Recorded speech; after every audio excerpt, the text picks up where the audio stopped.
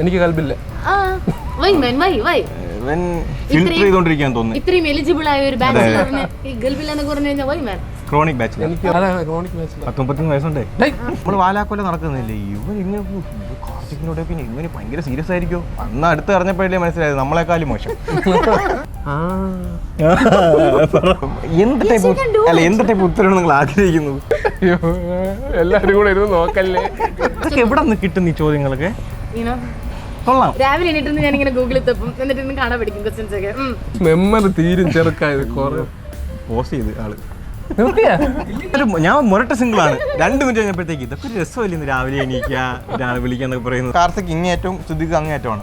Camera നീങ്ങുന്നതനുസരിച്ച് Karthik ഇങ്ങനെ നീങ്ങുന്ന അവസാനം ഫുള്ള് ക്ലോസ് ആയപ്പോ ഇങ്ങനെ ശ്രുതികയുടെ കൂടെ വന്നിരിക്കുന്നു. അങ്ങനെയല്ല, മറ്റേ മന്ത്രം പറഞ്ഞു മരിക്കാൻ പോകുന്ന ഒരു ആൾ എങ്ങനെ പെരുമാറുന്നു അതുപോലെ ജയിലിൽ കയറി ഇരുന്നിട്ട്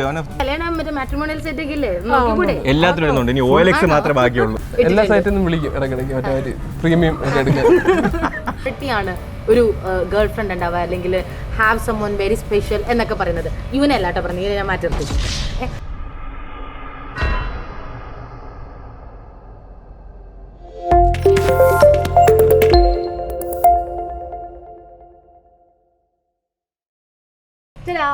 സോ ഗൾബ് എന്ന് പറയുന്ന മൂവിയുടെ വിശേഷങ്ങളുമായി നമുക്കിപ്പോൾ ഉള്ളത് ചൂരലിന്റെ പ്രൊപ്പറേറ്ററും ഇടങ്കയുമാണ്. നമുക്കിപ്പോൾ ഉള്ളത് ഷമീറും ജസീമുമാണ്. ഹായ്. Hello hello. എന്താണ് ചൂരൽ ടീം ഇങ്ങനെ വളർന്ന് വലുതായി സിനിമയിലേക്കൊക്കെ എത്തി ചെറിയ സ്ക്രീനിൽ നിന്ന് മൊബൈലിൽ നിന്ന് മാറി മറ്റേ വലിയ ബിഗ് സ്ക്രീനിലേക്ക് എത്താണ്. So how do feel? How is excitement? എക്സൈറ്റ്മെന്റും ഉണ്ട്, ടെൻഷനും ഉണ്ട്. ടെൻഷൻ ഇല്ലേ? കുറേശ്ശെ. ടെൻഷൻ അല്ല, എന്ത് ആൾക്കാർ എങ്ങനെ എടുക്കും എന്താണെന്ന് അറിയില്ലല്ലോ. പിന്നെ നമ്മൾ ഇഷ്ടപ്പെടുവോ ഇല്ല എന്നുള്ളത്. പിന്നെ നമ്മുടെ ഈ ലുക്കേ അല്ല പടത്തില്. നമ്മള് ഭയങ്കര ഡിഫറെന്റ് ലുക്കാണ്. അപ്പൊ നമ്മളെ വീട്ടുകാർക്ക് പോലും കണ്ടാൽ അതുപോലെയാണ്. വീട്ടുകാർക്ക് പോലും കണ്ടാൽ മനസ്സിലാത്ത രൂപത്തിലാണ്.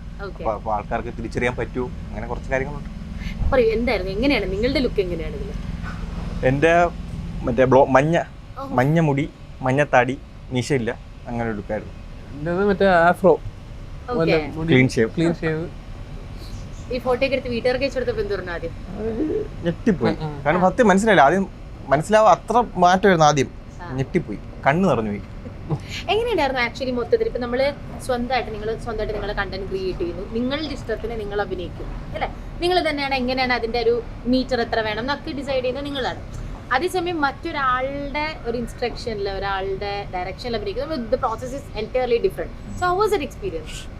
നല്ല ചോദ്യം. സത്യം കുറച്ച് സത്യം ചോദിച്ചിട്ടില്ല, ആരും ചോദിച്ചില്ല. വലിയ പ്രശ്നമില്ലായിരുന്നു. സാജിദ് ഏതാണ്ട് നമ്മുടെ ഇതിൽ തന്നെ ചെയ്തോളാൻ ഉള്ള ഫ്രീഡം ഉണ്ടായിരുന്നു. പുള്ളി അങ്ങനെ ഒരുപാട് കൺട്രോൾ ചെയ്യാനൊന്നും വന്നിട്ടില്ല. നമ്മുടെ ഒരു ലൈനിൽ തന്നെ പറഞ്ഞോളാൻ പറഞ്ഞത്. ഡബിങ് പോയപ്പോഴത്തേക്കും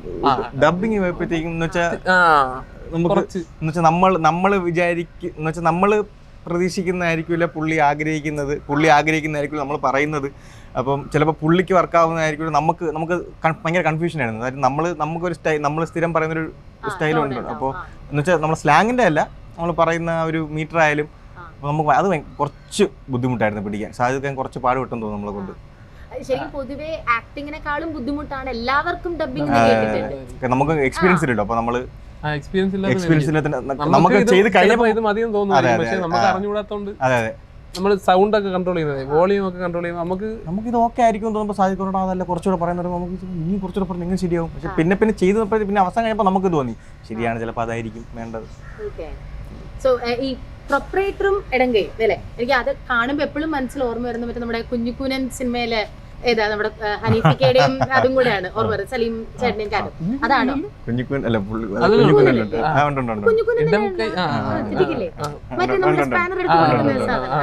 അപ്പം അതുപോലെയാണോ ഇവിടുത്തെ അവസ്ഥ പ്രൊപ്പറേറ്ററിന്റെയും ഇടങ്കയുടെയും? വെറുതെ എഴുതി വെച്ചതാണ് ഞാൻ. മറ്റേ ഷെയ്ഖ് അബ്ദുള്ളയുടെ ഇടങ്കൈയാണ് ഞാൻ. അവിടത്തെ പോലത്തെ അവസ്ഥയൊന്നുമില്ല. ഇല്ല അങ്ങനത്തെ അവസ്ഥയില്ല. അതിലിടക്കിടക്ക് രാജിവെച്ചൊക്കെ പോകാൻ നിൽക്കൂലേ സലീംകുമാർ?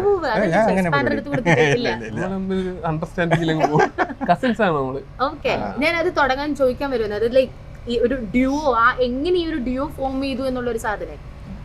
കൊച്ചിലെ പോലെ കുടുംബക്കാര് അതെ ഒന്നും ചെയ്യാൻ പറ്റില്ല ഫോമായി പോയി. അല്ല അത് കഴിഞ്ഞിട്ട് നിങ്ങൾ എങ്ങനെയായിരുന്നു ഈ ഒരു കണ്ടന്റ് ക്രിയേഷനിലേക്ക് നിങ്ങൾക്ക് വേണമെങ്കിൽ തന്നെ ഇൻഡിപെൻഡന്റ് ആയിട്ട് ചെയ്ത് തുടങ്ങാറുണ്ട് അല്ലേ? നിങ്ങൾക്ക് രണ്ടുപേരുടെ പേജ് എടുക്കായിരുന്നു. ബട്ട് റാദർ നിങ്ങൾ നിങ്ങളുടേതായിട്ടൊരു പേജ് എടുത്തു, അതിന് ചൂരൽ എന്നൊരു പേര് കൊടുത്തു, അതിന് നിങ്ങൾ നിങ്ങളുടേതായിട്ടൊരു നീഷ് കണ്ടുപിടിച്ചു. സോ എങ്ങനെയുണ്ടായിരുന്നു നിങ്ങളുടെ നീഷ്? ഇപ്പോൾ കോമഡി കണ്ടന്റ് ക്രിയേറ്റേഴ്സ് ഒരുപാടുണ്ട്, പക്ഷെ നിങ്ങളുടെ കണ്ടന്റ് അവിടെ സ്റ്റാൻഡ് ഔട്ട് ചെയ്യുന്ന എനിക്ക് പലപ്പോഴും തോന്നാറുണ്ട്. അതായത് ഇനാനിമേറ്റ് ആയിട്ടുള്ള പല സാധനങ്ങൾക്കാണ് നിങ്ങൾ ജീവൻ കൊടുക്കുന്നത്. ഇപ്പം ഒലക്കയും പാറ്റയും ഒക്കെയാണ് നിങ്ങളുടെ കയ്യിൽ സംസാരിക്കുന്നത്. സോ ആ ഒരു നീഷിലേക്ക് നിങ്ങൾ എങ്ങനെ എത്തിപ്പെട്ടു നിങ്ങളുടെ? അത് ആദ്യമായിട്ട് മറ്റേ കാക്കയും തത്തമ്മയും നമ്മളുള്ളൊരു സാധനമാണ് ആദ്യമായിട്ട് ചെയ്തത്. അപ്പോൾ അതിന് നല്ലൊരു റെസ്പോൺസ് കിട്ടിയപ്പം അത് ആ ഒരു ലൈൻ പിടിച്ച് 2-3 ചെയ്ത് നോക്കിയപ്പം എല്ലാ ആൾക്കാർക്കും ഇഷ്ടപ്പെടുന്നത് മനസ്സിലായി. പിന്നെ അത് തന്നെ കണ്ടിന്യൂ ചെയ്ത് വന്നു. നമ്മൾ ശരിക്കും ആദ്യം ചെയ്ത് അല്ലാതെ കുറച്ച് മനുഷ്യരായിട്ടാണ് ചെയ്ത് തുടങ്ങിയത്. അപ്പോൾ ഈ മൃഗങ്ങളുടെ സാധനം ചെയ്തപ്പോഴത്തേക്ക് അതിനൊരു കുറച്ചൊരു എക്സ്ട്രാ ഒരു റീച്ച് കിട്ടുന്ന പോലെ തോന്നി. അങ്ങനെ പിന്നെ അത് പിടിച്ചതാണ്. കാര്യം ചില നേരമൊക്കെ കേൾക്കുമ്പം അത് നിങ്ങളുടെ കാണുന്ന സമയത്ത് നമുക്ക് ചിന്ത അത് ബൈദവി നിങ്ങൾ ഭയങ്കര മസിൽ പിടിച്ചിരിക്കുന്ന ഒരു തോന്നുന്നില്ല. നിങ്ങളല്ലാണ്ട് ഇരിക്കണ ഞാൻ എന്നിട്ട് പലപ്പോഴും കണ്ടിട്ടുണ്ട് ഈ തമാശ ചെയ്യുന്ന ആൾക്കാര് ഓഫ് ദ സ്ക്രീൻ ഭയങ്കര സീരിയസ് ആൾക്കാരായിരുന്നു. പക്ഷെ ഞാൻ ഇവിടെ ഓൾറെഡി ചോദിച്ചു എങ്ങനെയാണ് നിങ്ങൾ പറഞ്ഞല്ല നിങ്ങൾ ശരിക്കും ചെളിയന്മാരാണ്. അതൊന്നും വരുന്നില്ല, വളരെ സീരിയസ് ആയിട്ട് സംസാരിക്കുന്നു. ഓക്കെ അല്ലേ? ഓക്കെ. അപ്പം നമ്മൾ എന്തിനെ പറ്റിയാണ് സംസാരിച്ചത്? മൃഗങ്ങൾ. അപ്പോ ഈ നമുക്കത് പലപ്പോഴും കാണുമ്പോൾ ശരിക്കും നമ്മൾ തോന്നും ശരിയാണല്ലേ, ഇതിനൊരു ജീവൻ ഉണ്ടായിരുന്നെങ്കിൽ ഇങ്ങനെ ചിന്തിക്കുമായിരുന്നു നമുക്ക് തോന്നും. പക്ഷെ ഒരിക്കലും അത് വെറുതെ ഈ ഒരു സാധനം കാണുമ്പോൾ നമ്മൾ അങ്ങനെ ചിന്തിച്ചിട്ടില്ല. അപ്പം what makes you think from their point of view? നമ്മൾ ഈ പറയില്ലേ മറ്റൊരാളുടെ കാലിലിട്ട് നടക്കും എന്നൊക്കെ പറഞ്ഞു, ചൂസിട്ട് നടക്കുന്നൊക്കെ പറഞ്ഞാൽ എങ്ങനെ ആ ഒരു സംഭവം എങ്ങനെയാണ്, ആ ഒരു പ്രോസസ് എങ്ങനെയാണ് നിങ്ങളുടെ?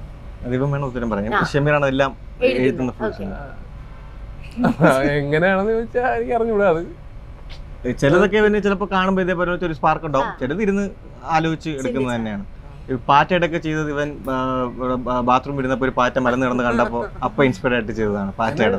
ഇപ്പൊ നമ്മള് ഈ ഒരു സംഭവം ചെയ്തോണ്ട് നടക്കുന്നോണ്ട് ഓരോ കാര്യങ്ങളും മുമ്പത്തെ കാലം കൂടുതൽ സ്ട്രൈക്ക് ചെയ്യും. നമ്മള് ഇങ്ങനെ എന്ത് ചെയ്യാമെന്ന് ആലോചിച്ച് നടക്കുകയാണല്ലോ. മുമ്പ് കണ്ട് കളയുന്ന കാര്യങ്ങൾ ഇപ്പൊ ചിലപ്പോ അത് ഇതാക്കാൻ പറ്റൂലേ എന്നുള്ള രീതിയിൽ ഐഡിയ കിട്ടും. ഇന്നിപ്പോ നിങ്ങൾ രാവിലെ തൊട്ട് ഇവിടെ വരെ ഉണ്ട്, ഇത്ര നേരം ഇവിടെ ഉണ്ട്. ഇന്നത്തെ ദിവസം അങ്ങനെ എന്തെങ്കിലും ഒരു സംഭവം സ്ട്രൈക്ക് ചെയ്തിട്ടുണ്ട്? നമ്മുടെ ഹെൽബിന്റെ അകത്തുള്ള സിനിമയുടെ ഒരു വലിയ കാസ്റ്റ് ഉണ്ടായിരുന്നു. Like from what I have heard നിങ്ങൾ ആദ്യത്തെ വർക്ക്ഷോപ്പ് പോയിട്ട് ഇന്ന് രാവിലെ വരെയും നിങ്ങൾ എല്ലാവരും വളരെ ആക്റ്റീവ് ആയിട്ടിരിക്കുന്ന ഒരു ഗ്രൂപ്പാണ് അല്ലെ? അപ്പൊ ആ ഗ്രൂപ്പിലെ ആരെങ്കിലും ഒരു ഒരു കഥാപാത്രമാക്കി എപ്പോഴെങ്കിലും നോക്കി സ്റ്റഡി ചെയ്തോ, അല്ലെങ്കിൽ അവരുടെ ഈ ഒരു സാധനം ഇങ്ങോട്ട് പൊക്കാന്ന് എപ്പോഴെങ്കിലും തോന്നിയിട്ടുണ്ടോ? അങ്ങനെ ചോദിച്ചാൽ അറിയാൻ പറ്റുന്നു. പക്ഷെ നമ്മൾ ഒരു വീഡിയോ ഏതാണ്ട് ഒരു റിയൽ ലൈഫ് സാധനം നമ്മൾ ചെയ്തിട്ടുണ്ടായിരുന്നു. നമ്മുടെ മറ്റേ ടാക്സി ഊബർ നമ്മൾ ഒരു ദിവസം രാത്രി നട്ടപ്പതിലേക്ക് ഇവിടെ 2 മണിക്ക് വന്ന് ഇറങ്ങിയിട്ട് ഓട്ടോ കയറി പോയപ്പോഴത്തേക്കും ഓട്ടോ ഡ്രൈവർ അത്ര പന്തി അല്ലാത്ത പോലെ തോന്നി, ആളൊരു ഗുണ്ടയാണോ വെച്ചിട്ട് സംശയം തോന്നി. അപ്പൊ നമ്മൾ ചെറിയ നമ്പർ കിട്ടുന്ന വണ്ടിയായിരുന്നു. ആ സാധനം നമ്മൾ അതുപോലെ റീൽ ചെയ്തിട്ടുണ്ട്. അത് റിയൽ ലൈഫ് ഇൻസിഡന്റ്. അതുണ്ട്. കാര്യം ഞാനും ഒക്കെ പലപ്പോഴും രാത്രി പോകുമ്പോഴേ ഫ്ലാറ്റിലേക്കൊക്കെ പോകുമ്പോൾ അവിടെ ആരും കാണൂല, ഞാൻ വന്നിട്ട് നമുക്ക് സംസാരിക്കാം. നമ്മൾ തന്നെ ഓട്ടോക്കാരൻ ഒരു ഊടൊഴി കൂടെ ഒക്കെ പോയി. അപ്പൊ വരുന്നിട്ട് ജാസ്മിൻ നീ എന്താ രാവിലെ കരാട്ട ക്ലാസ്സിന് വരാത്തത്? അപ്പൊ ഞാൻ പറഞ്ഞു ഞാനിപ്പോ ബോക്സിംഗ് പ്രാക്ടീസ് ചെയ്തുകൊണ്ട് ഇപ്പൊ അതിനൊന്നും പോയില്ല. അങ്ങനെ പറഞ്ഞപ്പോ കുറച്ച് നേരത്തെ പുള്ളി മടിയൊക്കെ റോഡിൽ കയറി പോയി. ഏറ്റതാണോ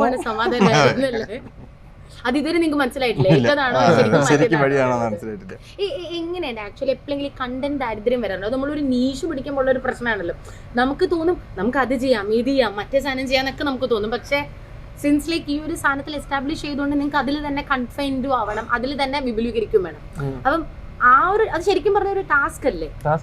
പ്രശ്നമായി പോയി കയ്യിൽ പോയി തീർന്നു. ഒരു എല്ലാ ജീവികളെ നമ്മൾ ചെയ്തു. ഇപ്പൊ മുമ്പത്തെ അത്ര എളുപ്പമല്ലേ? പിന്നെ മനുഷ്യരെ ചെയ്യുമ്പോൾ ആൾക്കാർക്ക് ചെറിയൊരു ആഫ്രിക്കൻ വനാന്തരങ്ങളിൽ കാണാത്ത മൃഗങ്ങളൊക്കെ ഉണ്ട്, നമുക്ക് വേണമെങ്കിൽ അതെടുക്കാം. നമ്മൾ മനുഷ്യർ ചെയ്യുമ്പോൾ ആൾക്കാർക്ക് അത് ഒരു ബുദ്ധിമുട്ട് പോലെയാണ്. അവർക്ക് മൃഗങ്ങളാണ് താല്പര്യം നമ്മൾ ചെയ്യുന്നത്. എല്ലാം തീർന്നും പോയി. ഏതെങ്കിലും ചിലപ്പോൾ നമ്മൾ പറയില്ല ഞങ്ങൾ ഒട്ടും വിചാരിക്കേണ്ട ഇട്ട കണ്ടന്റാണ് അതങ്ങ് കയറി കൊളുത്തി എന്നൊക്കെ പറയില്ല. അങ്ങനെ നിങ്ങൾക്കൊട്ടും സാറ്റിസ്ഫൈഡ് അല്ലാണ്ട് ഇട്ടിട്ട് അത് ഭയങ്കരമായിട്ട് ബ്ലോപ്പ് ചെയ്ത് അങ്ങനത്തെ എന്തെങ്കിലും കണ്ടന്റ് ഉണ്ട്? തീരെ സാറ്റിസ്ഫൈഡ് ആവാതെ ഇട്ടിട്ടില്ല. പക്ഷെ നമ്മള് വലിയ പ്രതീക്ഷ ഒന്നും ഇല്ലാതെ ഇട്ടത് നല്ല റീച്ച് ആവുകയും നമ്മൾ ഭയങ്കര പ്രതീക്ഷ ഇട്ടത് റീച്ച് ആവാതെയൊക്കെ ഇരുന്നിട്ടുണ്ട്.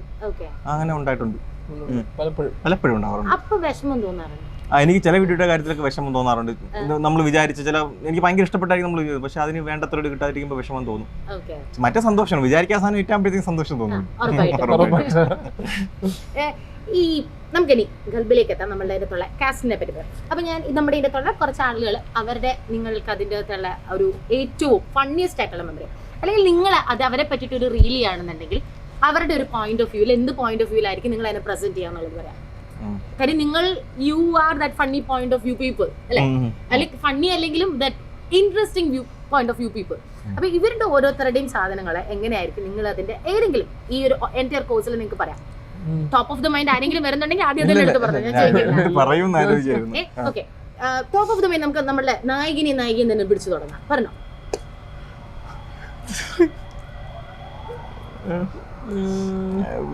എന്ത് ടൈപ്പ് ഉത്തരവാണ് നിങ്ങൾ ആഗ്രഹിക്കുന്നത്?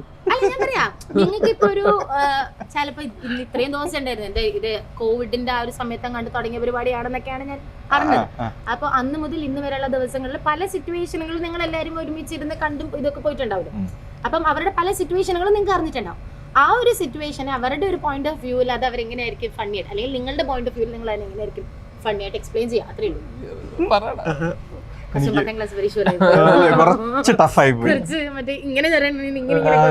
സംഭവം പക്ഷെ സിമ്പിളായിട്ട് പറഞ്ഞാൽ നമ്മള് ഷൂട്ട് ഏകദേശം 10-90 ദിവസം ഷൂട്ട് ഉണ്ടായിരുന്നു. അപ്പൊ നമ്മൾ ഭയങ്കരമായിട്ട് എൻജോയ് ചെയ്താണ് ഈ 100 ദിവസം നിന്നത്. അപ്പൊ ഒരുപാട് സംഭവങ്ങൾ, ഒരുപാട് നല്ല ഒരുപാട് തമാശകളും പരിപാടിയൊക്കെ വരുന്നത്. പക്ഷെ ഇപ്പൊ ഇങ്ങനെ ആലോചിച്ചപ്പോൾ അതൊക്കെ ഒരുപാടുണ്ട്. പക്ഷെ അതിലൊന്നും എങ്ങനെ പറയണം എല്ലാവരും പറയുമ്പോൾ ഒരു ഡൗട്ട് തോന്നി. ഒരുപാടുണ്ടെങ്കിൽ അതിലൊന്നും പറയാൻ പാടുണ്ടോ? ഏതെങ്കിലും ഒരെണ്ണടുത്ത് പറഞ്ഞാൽ എന്നാലും അത് ഏത് സെലക്ട് ചെയ്യണം.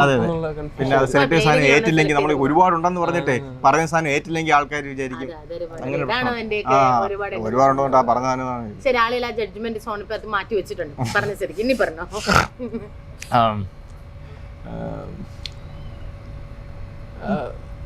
ഒരു തുടക്കം കിട്ടിയ എന്തെങ്കിലും നോക്കായിരുന്നു. ഇവരുണ്ട്, അമ്പിയുണ്ട്, നമ്മുടെ കാർത്തിക് ഉണ്ട്, സാജിത്ത് ഉണ്ട്.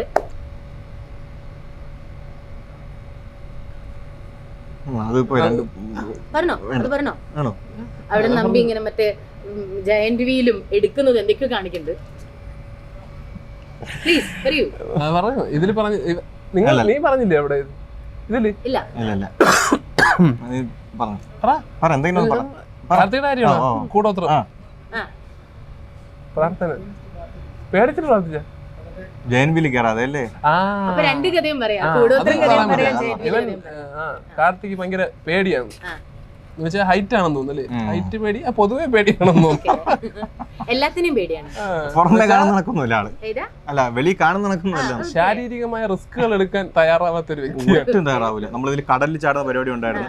കടൽ സിനിമ എന്ന് വെച്ചാൽ നമുക്ക് ആർക്ക് നീന്തല അറിഞ്ഞൂടാ. എനിക്ക് അറിഞ്ഞൂടാ, ഇവൻ അറിഞ്ഞൂടാ, കാർത്തികനോട്, അമ്പിക്കും രഞ്ജിത്തിനും അറിയാം. നമുക്ക് അറിഞ്ഞൂടെങ്കിൽ നമ്മൾ കുറച്ചൊക്കെ അങ്ങോട്ട് പോയി. ഇവൻ ആ മണലിന്റെ ഇവിടെ നിന്ന് വെള്ളത്തിലോട്ട് ചവിട്ടുന്നില്ല. ഇവൻ സാധ്യത കൂടെ പാർത്തി ഒന്ന് പോടാ, ഇത് ഒരു വ്യക്തി വരത്തില്ല. അങ്ങനെ ഒരു സാധനം. പിന്നെ ജയൻവിയിൽ കയറാൻ, മറ്റേ ഉത്സവ പറമ്പില് ജയൻവിയില്ലേ, അതില് ഇവൻ കയറിയില്ല. ഇവൻ താഴെ നിന്നിട്ട് അവസാനം കയറി ഇരുന്നിട്ട് ഈ ഇരിപ്പായിരുന്നു. അങ്ങനെയല്ല, മറ്റേ മന്ത്രം പറഞ്ഞു മരിക്കാൻ പോകുന്ന ഒരു ആൾ എങ്ങനെ പെരുമാറുന്നു അതുപോലെ ജയൻവിലി കയറി ഇരുന്നിട്ട് അവനെ കണ്ടാ തീർന്ന പോലെ പ്രാർത്ഥിച്ചുകൊണ്ടിരിക്കുന്നു. ഭയങ്കര പ്രശ്നമായിരുന്നു. മന്ത്രം എന്തൊക്കെയോ മന്ത്രങ്ങളുണ്ട് അവന്റെ മറ്റേ. അതും കൊണ്ടാണ് നടക്കുന്നത്. മറ്റേ ഇതില്ലേ കൗണ്ടർ, മറ്റേ സാധനം ഉണ്ടല്ലോ, ജപമാലയല്ല, അതിന്റെ പുതിയ വർഷം ഇലക്ട്രോണിക് സാധനം, മറ്റേ കൗണ്ടർ സാധനം കാണുന്നുണ്ട്. അതും കൊണ്ടാണ് ഇങ്ങനെ ഇരിക്കും. എന്താണ് അവന്റെ ഉദ്ദേശം ഈ സാധനം തന്നെ. ഇവ എന്നും സെറ്റിൽ വന്നിട്ട് ആദ്യം കുറച്ചു നേരം ഇങ്ങനെ എന്താ സാധനമൊക്കെ ചെയ്യും. അപ്പൊ നല്ല ഡയലോഗും ഇതെല്ലാം അവന് നമ്മള് കൊറേ ശ്രമിച്ചു, പക്ഷെ നടന്നില്ല. നമുക്കിതിൽ ഫ്രെയിമിലൊക്കെ അവൻ കയറും, ഡയലോഗൊക്കെ അവന് പോകും. എനിക്ക് ഇതിന് ശേഷം ഇപ്പൊ അത് വിശ്വാസമായി, ഇതിലൊക്കെ എന്തോ ഉണ്ട്. ഇനി നാളത്തേക്ക് ജംഷീറും ഇവർ രണ്ടുപേരും കൂടെ മറ്റേ മുട്ടയൊക്കെ കൊണ്ട് നടക്കുന്ന ഒരു സീനില് സിദ്ദീഖൊക്കെ ആണ് മെയിൻ സീൻ. അപ്പൊ ഒരു സോഫയാണ്, ഇത്രയുള്ള സോഫയാണ്. സിദ്ദീഖ് ആ സൈഡിൽ ഇരിക്കും, കാർത്തിക് ഇങ്ങനെ അറ്റത്തായിരിക്കുന്നത്. ഷോട്ടിന്റെ തുടക്കം. അപ്പൊ ക്യാമറ ഇങ്ങനെ ക്ലോസ് ആയി, ഐ മീൻ ക്യാമറ മൂവ് ചെയ്ത് വരികയാണ്. സിദ്ദീഖയുടെ ക്ലോസ് ആയിട്ട് വരികയാണ്. സീൻ തുടങ്ങുമ്പോൾ കാർത്തിക് ഇങ്ങേറ്റവും സിദ്ദീഖ് അങ്ങേറ്റമാണ്. ക്യാമറ നീങ്ങുന്നതനുസരിച്ച് കാർത്തിക് ഇങ്ങനെ നീങ്ങി അവസാനം ഫുള്ള് ക്ലോസ് ആയപ്പോ ഇങ്ങനെ സിദ്ദീഖയുടെ കൂടെ വന്നിരിക്കുന്നു. അതായിരുന്നു പരിപാടി. സത്യം, തമാശല്ല, സത്യം. ക്യാമറ മൂവിനേക്കാൾ സോഫ്റ്റ് ആയിട്ടാണ് ഇങ്ങനെ മിസ്റ്റർ ഇങ്ങനെ ഇരുന്നിട്ടേ ക്യാമറ പോയപ്പോ കൂടെ ഇങ്ങനെ നിരക്കുന്നത്. ഒറ്റ പോയിന്റ് വന്നിരുന്നെങ്കിൽ മടി കയറിയിരുന്നു സിദ്ദിഖ് കട.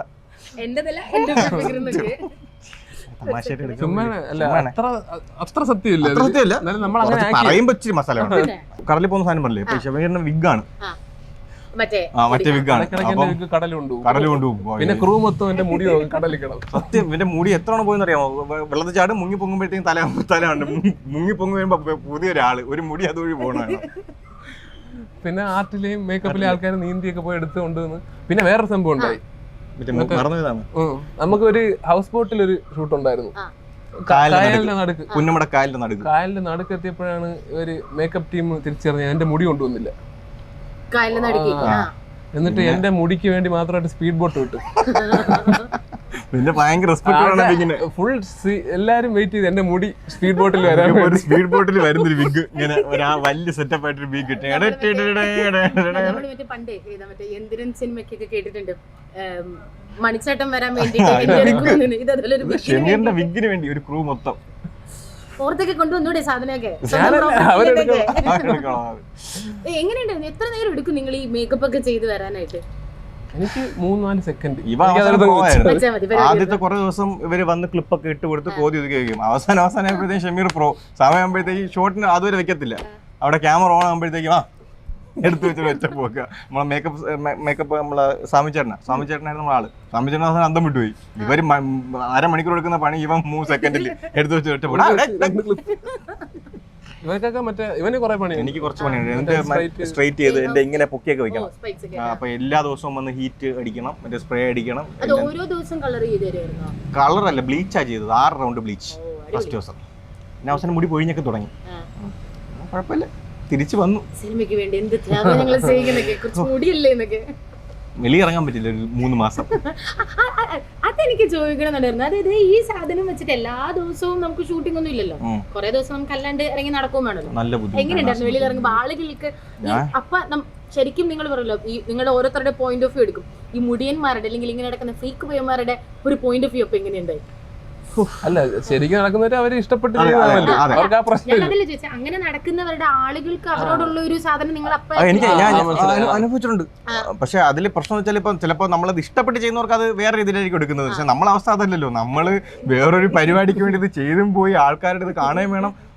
ഒച്ച കാര്യം എന്താ പറഞ്ഞിട്ടുണ്ട് ഒരു ദിവസം? എന്നെ പറഞ്ഞിട്ടുണ്ട്. തെറിയായി വിളിച്ചൊരാള് എന്ന് വെച്ചാൽ വിളിച്ചെന്ന് പറഞ്ഞാൽ അങ്ങനെ ഇതൊക്കെ വേണ്ടാന്ന് ചോദിച്ചു. പിന്നെ ഒരു കൊച്ചു പയ്യൻ ഇവന്റെ കോലം നോക്കടാന്ന്. ഞാൻ കൊച്ചൊരു ചെറുക്കൻ, ഞാൻ ഒന്നും മിണ്ടിയില്ല. എന്ത് ചെയ്യാൻ? ഇവൻ പിന്നെ തൊപ്പി വെച്ചായിരുന്നു നടക്കുന്നത്. ഞാൻ പിന്നെ ഫുൾ ടൈം തൊപ്പി വെച്ച് മറ്റേ വൈഫിന്റെ ഐലൈനർ എടുത്തിട്ട് ഇത് മസ്കാര ഇതിലൊക്കെ കളർ ഉണ്ടായിരുന്നു. ഇതും കളർ ഉണ്ടായിരുന്നു. ഇതും കളർ ചെയ്ത് തൊപ്പിയും വെച്ചായിരുന്നു നടക്കും. സമൂഹം ബഹുമാനിക്കുന്നില്ല, ഒരു ബഹുമാനമില്ല. ഓക്കെ, എന്നാലും നമ്മള് റൊമാൻറ്റിക് സിനിമയാണല്ലോ ഗൾബ്. അപ്പൊ പിന്നെ നമ്മളുടെ ഗൾബിനെ പറ്റി നമുക്ക് സംസാരിക്കേണ്ട, എന്തായാലും ഇവിടെ നിന്ന് പോകാൻ പറ്റില്ല അല്ലേ? അപ്പൊ പറയും. ഇവനൊരു കൽപ്പുണ്ട്, കല്യാണം ചെറിയ കൽപ്പുണ്ട്, മോനും ഉണ്ട്. അടിപൊളി. ഓക്കെ, ഒരു വയസ്സായുള്ള. എങ്ങനെയായിരുന്നു? ഇതൊരു ലവ് മാരേജ് ആയിരുന്നോ? അല്ലല്ല, അറേഞ്ച്. പക്ഷെ നേരത്തെ അറിയാവുന്നതാണ്, പക്ഷെ അറേഞ്ച് മാരേജ് ആണ്. Arranged cum love marriage. ആദ്യം അറേഞ്ച് ആയിട്ട് പിന്നെ ജൂനിയർ ആയിരുന്നു. പക്ഷേ കോളേജ് ജൂനിയർ ആയിരുന്നു. അറിഞ്ഞോടെന്നൊക്കെയാണ് ഇവര് പറയുന്നത്. അല്ല, അറിയാം, കോളേജ് നമ്മൾ നല്ല ക്ലോസ് ആയിരുന്നു. പക്ഷെ പിന്നെ കുറെ ആൾ കോൺടാക്ട് ഒന്നും ഇല്ലായിരുന്നു. ക്ലോസ് എന്ന് വെച്ചാൽ നമ്മൾ കമ്പനി ആയിരുന്നു, അല്ല വേറെ റിലേഷൻഷിപ്പ് ഒന്നും അല്ല. പക്ഷെ പിന്നെ ഇങ്ങനെ പറയുന്നു എന്നാണ് പറയുന്നത് എല്ലാവരും. പിന്നെ നമ്മൾ തപ്പി കണ്ടുപിടിച്ചു പോയി ആ കുട്ടിയെ തന്നെ കല്യാണം കഴിച്ചു. പ്രൊഫഷണലായിട്ട് വന്നപ്പോഴത്തേക്കും ഓക്കെ കൊള്ളാം, നമുക്ക് അന്നേ നന്നായിട്ട് അറിയാവുന്നതുകൊണ്ട് എന്നാ പിന്നെ ആയിക്കോട്ടെ എന്ന് വിചാരിച്ചു. എനിക്ക് കൽബില്ല.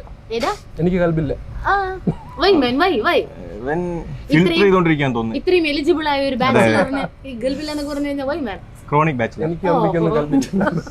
കേട്ടായിരുന്നു? 33 വയസ്സുണ്ടേ. 32. അതൊക്കെ ഒരു പ്രായമാണ്. ഇവ ഫിൽറ്റർ ചെയ്തോണ്ടിരിക്കുക. നമ്മള് ഇന്ന് കാണുന്നത് നാളെയല്ല, നാളെ കാണുന്ന മറ്റന്നാളല്ല. മറ്റേ നിങ്ങൾ കാർത്തിക് ചേട്ടൻ്റെ ഇവിടെ കുറെ ദിവസം നടന്നേ.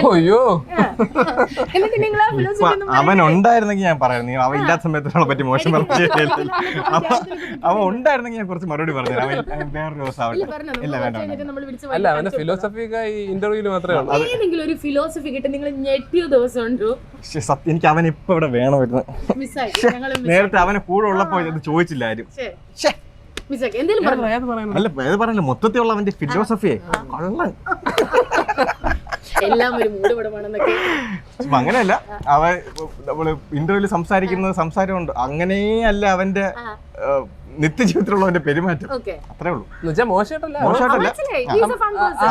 അത്രേ ഉള്ളൂ, അത്രേ ഉള്ളൂ. ഇന്റർവ്യൂ ഉണ്ടാകാൻ പറ്റാ ഒരു റിലേഷൻഷിപ്പ് നമ്മൾ ആദ്യം കാസ്റ്റില് കാർത്തിക് അമ്പി കാർത്തിക് നമുക്ക് ഇവന്റെ ഇങ്ങനത്തെ വീഡിയോ അല്ലാത്ത വീഡിയോസ് കണ്ടിട്ടുണ്ടെങ്കിലും ഇവന്റെ ഇങ്ങനത്തെ കുറച്ച് വീഡിയോസ് കണ്ടപ്പോഴത്തേക്ക് അപ്പൊ നമുക്ക് ആ സാധനങ്ങളൊക്കെ കണക്ട് ചെയ്യാൻ പാടാണ്. ഇവന്റെ ഈ കണക്ട് ചെയ്യാൻ പാടെന്ന് വെച്ചാൽ അങ്ങനെ ഭയങ്കര സീരിയസ് ആയിട്ട് സംസാരിക്കുന്നത് നമ്മൾ വാലാക്കൊല്ല നടക്കുന്നില്ലേ, ഇവൻ ഇങ്ങനെ കാർത്തികിനോടൊക്കെ ഇവന് ഭയങ്കര സീരിയസ് ആയിരിക്കും. അന്ന് അടുത്ത് അറിഞ്ഞപ്പോഴേ മനസ്സിലായത് നമ്മളെക്കാളും മോശം. സത്യം, നമ്മൾ ഭയങ്കര സീരിയസ് ആയിരിക്കും അങ്ങനെ. പക്ഷെ അങ്ങനെ അല്ല, നല്ല രീതിയിൽ പറഞ്ഞു കേട്ടോ. അങ്ങനെ അത്ര സീരിയസ് ആയിട്ടുള്ള ഒരാളെ എപ്പോഴെങ്കിലും ഒരു ഫിലോസഫിക്കൽ സാധനം തന്നിട്ടുണ്ടോ ആശാൻ വന്നിരുന്നു? ഇല്ല ഇല്ല,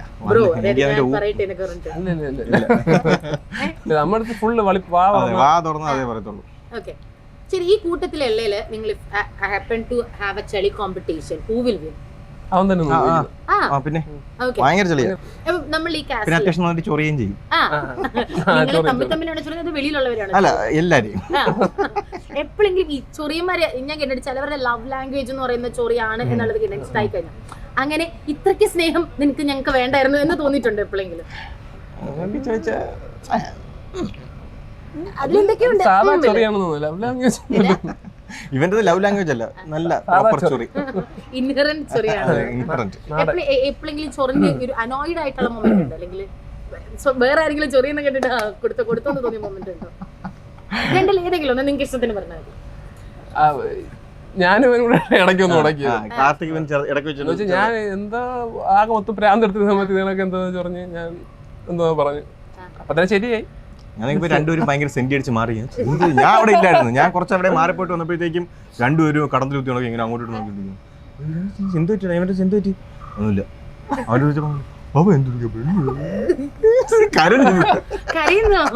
കാർത്തിക് കണ്ണൊക്കെ നിറഞ്ഞു. അപ്പൊ ഞാനൊരു മരി. അപ്പൊ തന്നെ ശരിയായി. ശരിക്കും വളരെ ഇമോഷണൽ ആയിട്ടുള്ള ഒരു പേഴ്സൺ ആണെന്നല്ലേ? ഇതിന്റെ മൊത്തം ഒരു ലൈഫ് കാർത്തിക് ആയിരുന്നു. നമ്മൾ എല്ലാരും സംസാരിച്ച് എപ്പോഴും കറങ്ങി തിരിഞ്ഞ് കാർത്തിക്കിലേക്ക് തന്നെ എത്തുന്നു.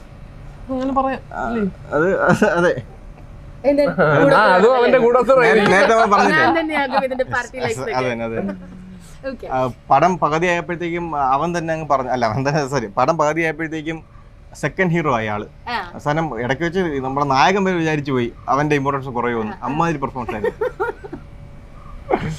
ഓക്കെ, എന്താണ് നമ്മുടെ ഈ ഒരു മൂവിയുടെ ഒരു ക്രാക്സ് എന്ന് പറയുന്ന ഒരു റൊമാൻസ് ആണ്, അല്ലെങ്കിൽ ഒരു ഏറ്റവും വൺ ഓഫ് ദ ബെസ്റ്റ് പ്രണയകാവ്യം എന്നൊക്കെ രീതിയിൽ അറിയപ്പെടും എന്ന് നമ്മൾ ആഗ്രഹിക്കുന്നു. ഗോഡ് സ്പീഡ് ആവട്ടെ.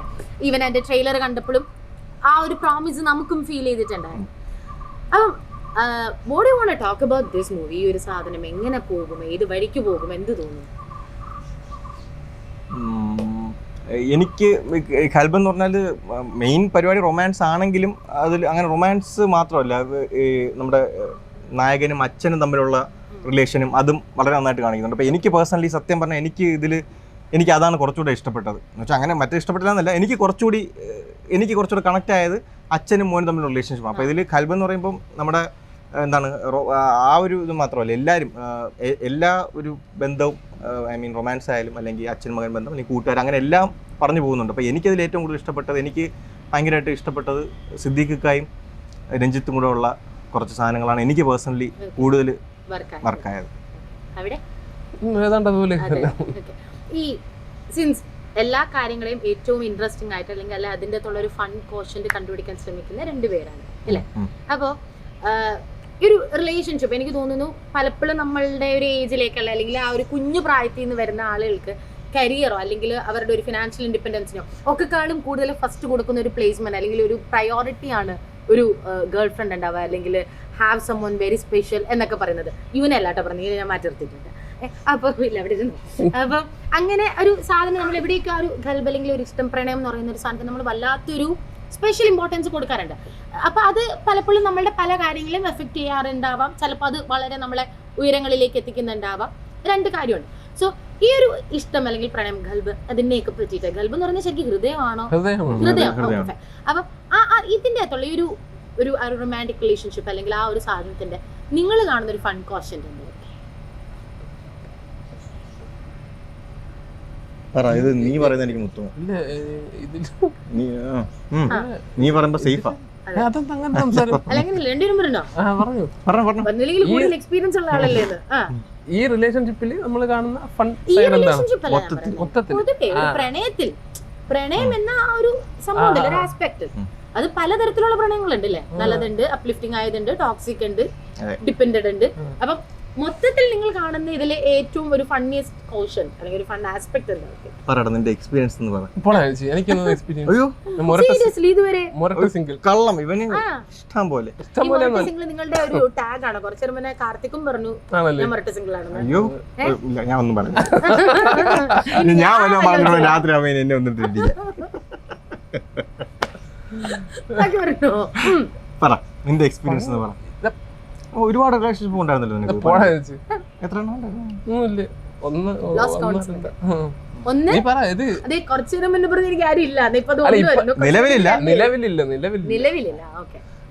നിലവിലില്ല എന്ന് വെച്ചാല് ചുമ്മാ ഫൺ രസമല്ലേ? നല്ല നല്ല രസമല്ലേ? എല്ലാ ദിവസവും നമുക്ക് രാവിലെ എണീക്കാനും സംസാരിക്കാനും ഒരാളുണ്ടാവും. നല്ല വിഷമം മനസ്സിലായില്ലേ അവന്റെ?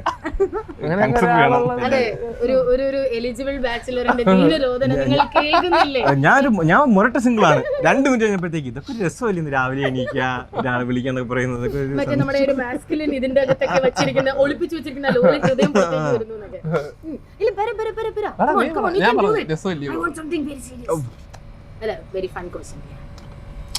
ഫൺ അല്ല, ഞാൻ അതാണ് പറഞ്ഞ എങ്ങനെ പറയുന്നത്.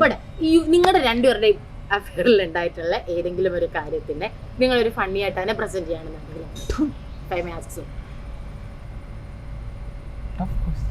അതെ, പരിചയമില്ലാത്ത പുതിയ ക്വസ്റ്റ്യൻസ് കേട്ടോ. എന്തായാലും ഫ്രഷ് ക്വസ്റ്റ്യൻസ്, അതുകൊണ്ട് തന്നെ ഉത്തരവില്ല. നമ്മള് ഫ്രഷ് ആയി ഇതിന്റെ ഉത്തരം നിനക്ക് പറയാൻ പറ്റും. നിനക്കാകുമ്പോ എക്സ്പീരിയൻസ് നിലവിൽ ഒരു വൈഫുണ്ട്, പഴയതുണ്ട്. അല്ല അങ്ങനെയൊക്കെ ഫണ്ണെന്നൊക്കെ പറഞ്ഞാല് എനിക്ക് വല്ല നീ പറയടാ. എന്നെ ഉത്തരം മുട്ടിപ്പോയി എന്റെ തന്നെ. എനിക്ക് എക്സ്പീരിയൻസും കുറവാണ്. ഞാൻ ഇപ്പൊ എന്തെങ്കിലും ഫണ്ണായിട്ട് പറഞ്ഞിട്ട് ചെല്ലുമ്പോ വീട്ടിൽ ചെല്ലുമ്പോ അത് ഫണ്ണാവല്ലാതായി മാറി കഴിഞ്ഞാല് അതാ ഞാൻ പറഞ്ഞു. നീ പറയുന്നത് സേഫ്, എനിക്ക് റിസ്ക് ഉണ്ട്. അല്ല നീ അസ്നയുടെ കാര്യം തന്നെ പറഞ്ഞു. അത് അസ്നയുടെ തന്നെ പറഞ്ഞു. അത് ഞാൻ ഫണ്ണായിട്ട് പറഞ്ഞ കാര്യം വീട്ടിൽ ചെല്ലുമ്പോൾ ഫണ്ണല്ല. അതെ അതെ, അതാണ് ഞാൻ ഉദ്ദേശിച്ചത്. എന്നോട് ആരെങ്കിലും ഈ ചോദ്യം ചോദിച്ചിരുന്നെങ്കിൽ എന്ന് തോന്നിയെങ്കിലും ചോദ്യം എവിടെ നിന്ന് കിട്ടും ഈ ചോദ്യങ്ങളൊക്കെ? രാവിലെ എണീറ്റ് ഞാനിങ്ങനെ ഗൂഗിളിൽ തപ്പും, എന്നിട്ട് കാണാൻ പഠിക്കും ക്വസ്റ്റ്യൻസ് ഒക്കെ. പക്ഷെ ഉത്തരം കിട്ടാത്ത കുറെ ചോദ്യങ്ങളാണ്. എന്തായിരുന്നു ആരെങ്കിലും ഇത് നല്ല ചോദ്യം തന്നെ, പക്ഷെ അതിനും ഉത്തരം കുറച്ച് സമയം വേണ്ടി വരും. ചോദ്യത്തിന് ഉത്തരം പറഞ്ഞില്ലെങ്കിൽ ചാനൽ മുതലാളി ചോദിച്ചിരുന്നെങ്കിൽ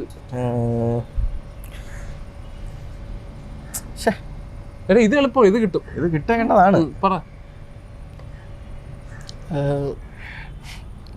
ക്യാമറ ചെറുങ്ങനെ ചിരിക്കുന്നു. മറ്റേ അത് അത് അത് പറ. ഏതാ ആ സാധനം അല്ലേ? ഉണ്ട് എൻ്റെ അത്. ഈ ഇതുപോലത്തെ ഒരു അവസരത്തിൽ ചോദിച്ചിരുന്നെങ്കിൽ എന്ന് ചോദിക്കുന്ന ചോദ്യമല്ലേ? അത് തന്നെ പറ, അത് പറ. അല്ല അതിനെ ആലോചിക്കാനേ.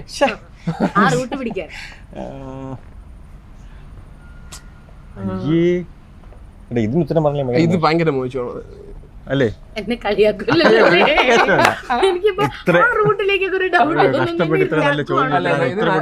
നല്ല ചോദ്യം, നല്ല രസമുണ്ട്. ഒത്തിരി പറയടാ, ഒത്തിരി പാവം കഷ്ടപ്പെട്ട് നല്ല ചോദ്യം ചോദിച്ചു, ഒന്നിനും ഉത്തരം പറഞ്ഞില്ല. ചാനൽ മുതലാളി വഴക്കും പറയും. അവസാനം നമ്മളും ഇത് കേൾക്കണമല്ലോ. ഇത് ഉത്തരം കൊടുക്കണ ഇത് നീ കൊടുത്തേ പറ്റൂ. എന്തെങ്കിലും പറയണം. അതായത് ഇപ്പൊ ഒരാള് നമ്മളെടുത്ത് ചോദ്യം ആഗ്രഹിച്ചു, അതെന്തായിരിക്കും? അതെന്തായിരിക്കും?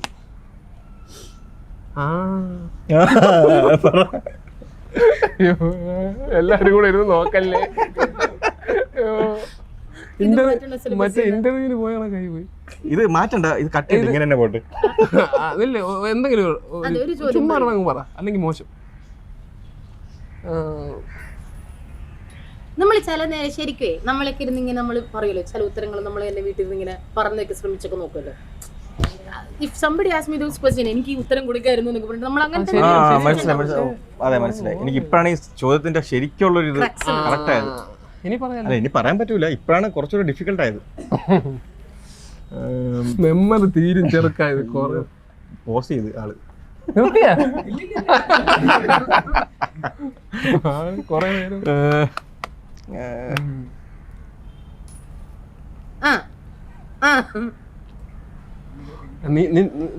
നിനക്ക് പറ്റും.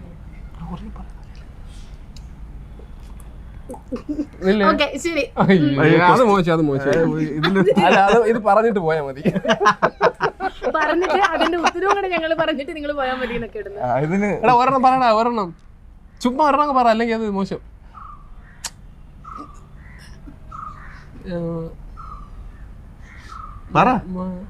ഞങ്ങൾ ഉച്ചക്ക് തുടങ്ങിയതാണ്, വൈകുന്നേരം. ഇത് മറ്റേ നിങ്ങൾ എഡിറ്റർ എങ്ങനെ മറ്റേ ട്രോൾ ഓടിക്കോളും. മറ്റേ ചീവീടിന്റെ സൗണ്ട് ഒക്കെ ഇട്ടിട്ട് അങ്ങനെയൊക്കെ ഇത് ഫണ്ണായിട്ട് പോട്ടെ. എന്നാലൊരു ഉത്തരം ഒരു പറയണ റീലിനുള്ള സാധനമായി കണ്ടന്റായി. മുതലാളി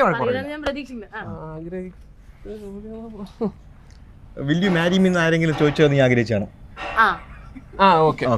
ഇവ എന്തായാലും ആഗ്രഹിച്ചു, ഞാൻ ആഗ്രഹിച്ചിട്ടുണ്ട്. ഇവന്റെ അടുത്ത് ആരെങ്കിലും ചോദിക്കും ഇടയിൽ എന്റെ അടുത്ത് ആരെങ്കിലും അയ്യോ അങ്ങനെയല്ല. ഒരു നല്ലൊരു പെൺകുട്ടി എന്നെ ഇന്റർവ്യൂ ചെയ്യാൻ വന്നിട്ട് വിൽ യു മാരി മീ ചോദിച്ചിരുന്നെങ്കിൽ അങ്ങനെ ഒരു പെൺകുട്ടി ചോദിച്ചു എന്നിരിക്കട്ടെ, അപ്പൊ എന്താ സീരിയസ്ലി അപ്പോൾ ഇനി കുറെ അധികം കിട്ടും. പച്ചവെള്ളത്തിന് കിട്ടിയ എപ്പോ കിട്ടും, അതാണ് അവസ്ഥ. കല്യാണം മറ്റേ മാട്രിമോണിയൽ സെറ്റ് ഒക്കെ ഇല്ലേ, നോക്കിക്കൂടെ? എല്ലാത്തിനും ഇടുന്നുണ്ട്. ഇനി OLX മാത്രമേ ബാക്കിയുള്ളൂ സത്യം ഇവന്റെ പ്രൊഫൈൽ ഇടാൻ. കല്യാണം ആലോചന തുടങ്ങിയാണോ? എന്താണ് എന്റെ ഉമ്മച്ചി ഒരു സൈഡ് കൂടെ എല്ലാ സൈറ്റിൽ നിന്നും വിളിക്കും ഇടയ്ക്കിടയ്ക്ക്, മറ്റേ പ്രീമിയം ഒക്കെ എടുക്കാൻ. അല്ല അപ്പൊ ഈ കാണുന്ന ആളുകൾക്ക് മനസ്സിലാവുമായിരിക്കുമല്ലോ, നിങ്ങള് ഒരു ഫേമസ് ഫിഗേഴ്സ് ആണല്ലോ, അപ്പൊ എന്തായാലും മനസ്സിലാവില്ലേ? ചില സൈഡിൽ കൂടെ എന്താണ് നോക്കുന്നത് പെൺകുട്ടിയിൽ നോക്കുന്ന കാര്യങ്ങൾ?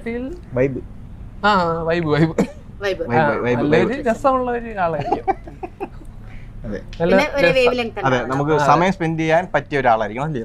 കണക്കണ സംസാരിക്കുന്ന ഒരു നല്ല രസമുള്ള ഒരാള്. ഇതൊക്കെ ശരി, ആലോചനകൾ ക്ഷണിക്കുന്നു. അതെ, ആലോചനകൾ ക്ഷണിക്കുന്നു. സ്കൈലർക്കിലൂടെ നിങ്ങൾക്ക് ഏവർക്കും വരാവുന്നതാണ്. ഓക്കെ, അപ്പൊ എന്തെങ്കിലും ഞാൻ പ്രശോസം ചോദിക്കില്ല, ഞാൻ നിർത്തി. ഇതിന് ഉത്തരം തന്നല്ല, ഇതിന് ഉത്തരം ഞാൻ തന്നെ, ഇവൻ തന്നില്ല. എനിക്കും ആഗ്രഹം അതാണ്. ഇവന്റെ അടുത്ത് ആരെങ്കിലും അങ്ങനെ ചോദിക്കുന്നത് എന്റെ ആഗ്രഹം. നിന്റെ അടുത്ത് എത്ര തവണ പണ്ട് മറ്റേ സ്കൂളിൽ സ്ഥിരം കോപ്പിടിച്ചിട്ടുള്ള അപ്പൊ എന്തായാലും നമുക്ക് നേട്ടാം വരാൻ പോവാണ്. അടുത്ത മാസം അതായത് അടുത്ത വർഷം തുടക്കത്തിൽ തന്നെ വരാൻ പോകുന്ന ജീവിതത്തിൽ കിട്ടുന്ന ഏറ്റവും വലിയൊരു ബ്ലെസ്സിംഗ് ആണ് അല്ലെ. So how excited are you എന്ന് ഞാൻ ചോദിക്കുന്നില്ല, because like you are very excited for sure. ലൈഫിൽ ഒരു വലിയ ഡ്രീം വരുന്ന പോയിന്റ് ആയിരിക്കും. അപ്പോൾ ആ ഒരു ദിവസം നിങ്ങൾ ഇപ്പോൾ എങ്ങനെയാണ് കാണുന്നത്? അത് ഒരു പിടിയില്ല അതിന്റെ എന്താവും നമുക്ക് അറിഞ്ഞ കാര്യം. ഹിറ്റാവാൻ സാധ്യതയുള്ള എല്ലാ സംഭവം ഉള്ളൊരു പടമാണ്, പക്ഷെ നമുക്ക് പറയാൻ പറ്റില്ല. അത് കണ്ടിട്ട് റിലീസായിട്ട് ഹിറ്റായ ഇപ്പൊ ഞാൻ പറഞ്ഞ സാജിദ്ക്കാടെ കുറേ നാളത്തെ ഉള്ളൊരു ഡ്രീമാണ് ഈ പരിപാടി. ഇപ്പൊ ഈ 2-3 വർഷമല്ല, പുള്ളിക്കാരൻ എനിക്കൊന്ന് 5-6 വർഷമായിട്ട് കൊണ്ടു നടക്കുന്ന ഒരു സാധനമാണ് ഈ കൽബ്. അപ്പോൾ സാജിദ്ക്കാടെ ആ ഒരു എഫേർട്ടിനൊരു റിസൾട്ട് കിട്ടുമെന്നാണ് പ്രതീക്ഷിക്കുന്നത്. കിട്ടട്ടെ, അതുകൊണ്ട് നമുക്ക് എല്ലാവർക്കും ഉപയോഗം ഉണ്ടാവുള്ളൂ. നന്നായിട്ട് വരുമെന്ന് തോന്നുന്നില്ലടാ. വരട്ടെ, ഉറപ്പായും വരട്ടെ. Godspeed and like we are also excited to watch the movie. അപ്പോൾ നേരത്തെ അവിടെ ഒരു ഇന്റർവ്യൂവിൽ പറഞ്ഞ അതേ കാര്യം തന്നെ പറയാനുള്ളൂ. സിനിമ സൂപ്പർ ഹിറ്റ് ആയിട്ട് നമുക്കൊരു സക്സസ് പാർട്ടി ഒക്കെ ആയിട്ട് let's meet up. Okay, so all the very best. Godspeed. അടിപൊളി കുറച്ച് നേരം സൂപ്പർ പറയാൻ പറ്റിയില്ലെങ്കിലും നല്ല ക്വസ്റ്റ്യൻസ് ആയിരുന്നു. അടിപൊളി ഇന്റർവ്യൂ ആയിരുന്നു, നല്ല രസമുണ്ടായിരുന്നു. Thank you.